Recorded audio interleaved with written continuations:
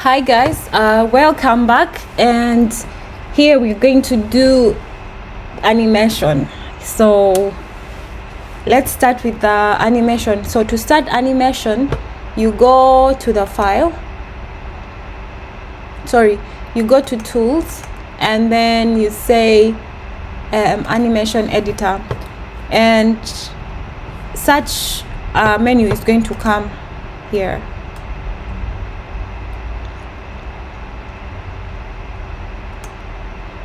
So this, you're going to have this panel here show up, and to add a motion, we are going to go back to the library, and we're going to go back to avatar, female, and we're going to say motion. So here we have different types of motion. You will see, like it will show you what it's going to do here, and here you have something like walk in place. This is when the avatar stays in one place. And then you have a T walk. This is when the avatar is going in a T, like a fashion show, right? Then you have the L walk. It just comes in the front and then it goes back. And there are different ones here, so you can choose the one. So for now, I want to choose the walking in place, right? This one.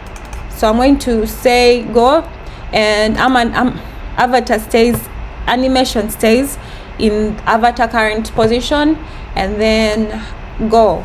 So once I'm here, once I'm here, you see this from here to here, this is the number of frames that this animation has. From here to here, this is the transition of the position.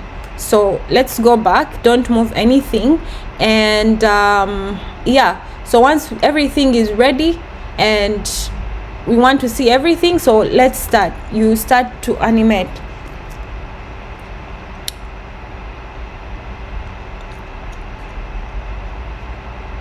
And make sure when you're animating to usually pause, stop the animation, and see how everything is being affected. So don't just keep going.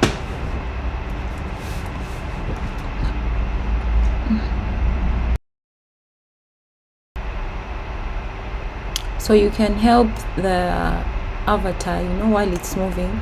For example, if the fabric is hiding the hand, or the hand is pulling on the fabric, you can always do that, or like here. But make sure you don't overdo it, because that will show in the animation.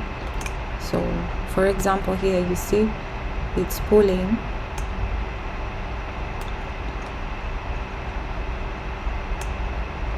so you can separate the fabric and the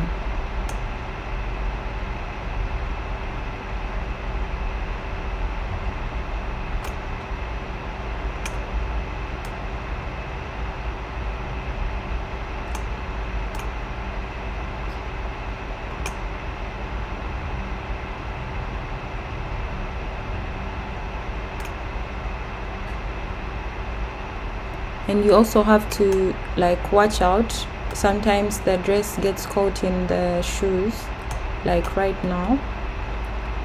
So here what I'm going to do is I'm going to stop the animation, and I'm going to go back a little bit, like here, and I'm going to simulate, and I'm going to make sure that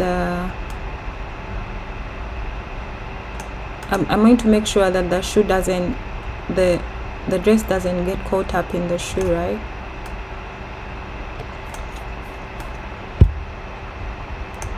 Because that happens a lot. For example, now if I let it be like this, the shoe is going to get detangled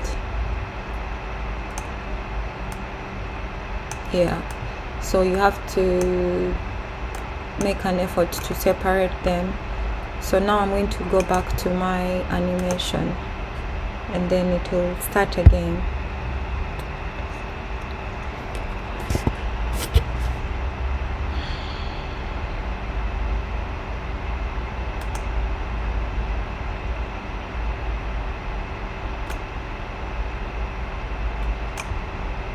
You see, so the shoes are not affecting the cloth.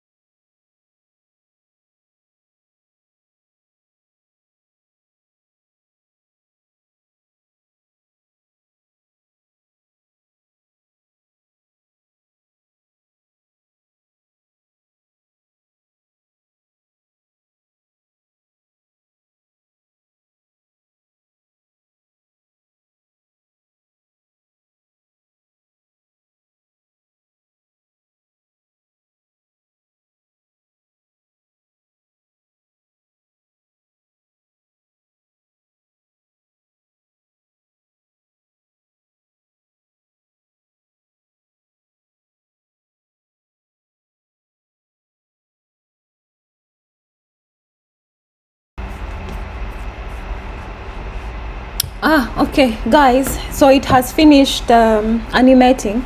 So if you want to see what you did, you go back like this, and then you can say let it play 2 times faster, and then we can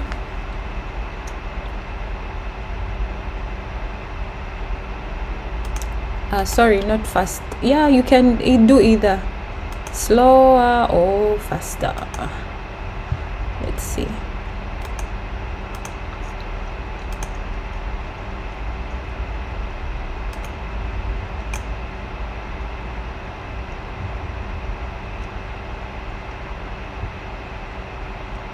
You see, now we have our animation. And yeah, it's ready to be on the runway. Okay, see you in the next class, guys. Hope you now have your animation. So see you in the next class. So guys, when you finish your animation, there are some options. So here you have like camera tracking, right? So you can say I would like it to be a standstill, and then you say frame rate starts on transition. You say okay. So that means your camera is going to be positioned at this place during this time. So let's animate and see what will happen. You see, it's going around the whole thing, and then it brings it in, zooms it out, and yeah, so this one is already pre-existing, right? And this is how you can do it. If you are using an L pose or T pose, then you'll be able to use these ones and have the camera positioned wherever you want it. So these keyframes just help us to position the camera in different places. So when you're done with your animation, you can go over here and